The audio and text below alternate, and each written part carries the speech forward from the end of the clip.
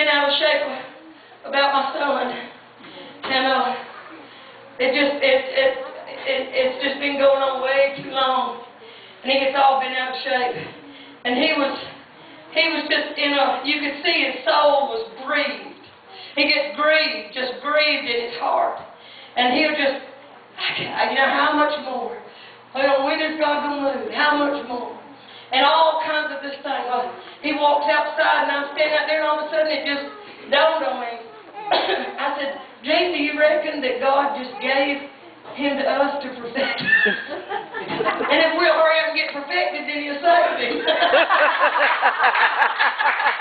God does that. God will cause a false person. Now I'm telling you, I know this for a fact.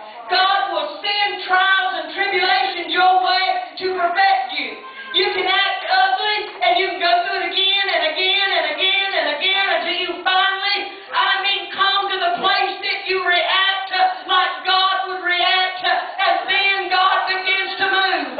You begin to go on a little further into perfection. You can't suffer for the name of Jesus Christ's sake if you're suffering for your own wrongdoing. Come on. Yes, come on.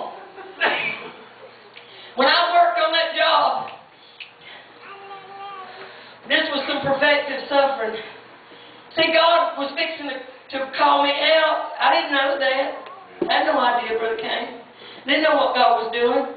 I'm oblivious to it because here I am. I'm all tied up in this nursing thing. I really like it. Love helping people. Love doing things for people. I love the prestige of having a bunch of letters behind your name that don't mean nothing. You know how people are in this world. That pride of the flesh. Come on. Lust of the flesh. Lust of the eyes. The pride of life. It gets to you.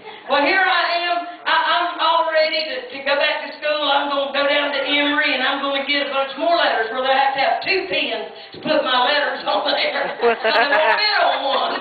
Because the ones I have barely fit on the one. So I'm saying, okay, this is really cool. All these doctors really like me. They calling me. They're doing all this stuff. And they come in. We had our wound care head over the wound care department, a real good lady that kind of nurtured me up under her to get me into this and all. She left and went to doing something else, which was all well and good, and they wanted somebody to take that position, but I didn't want that position because I really liked what I was doing. I like the hands-on. I don't like being tied in an office somewhere, but I like doing all this stuff. So I'm saying, no, you get somebody else. Well, they did. They got this little short girl about this tall that was a EMT that didn't know the first thing until she became a nurse and barely knew anything then. Sent her to Emory, paid for her to do it, brought her back there, put her over the department. She made my life torment.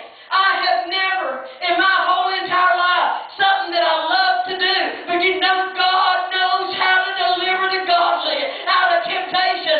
He knows how to stop something before it goes too far. You can pursue your dream if you want to, but God can make you hate it. And I'm telling you, I was pursuing mine. But along came a little woman, and within a year's time, my God, I hated the job. I hated to get up. I hated to go to work. All I wanted was to get out from under that tormenting devil of a woman. And I thought she was sent from hell, but God sent her. Come on. I dropped the school.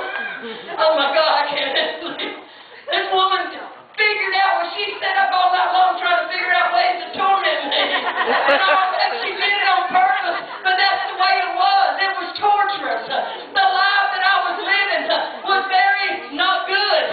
But you see, God knew how to deliver me out of something that I could not deliver myself out of. He knew how to stop this. He knew how to turn me to the place that when He spoke one morning and said, "Warn my people, you've only got a short time left," and I'd be willing to say, "Yes, Lord, I'll do anything to get out from under that woman."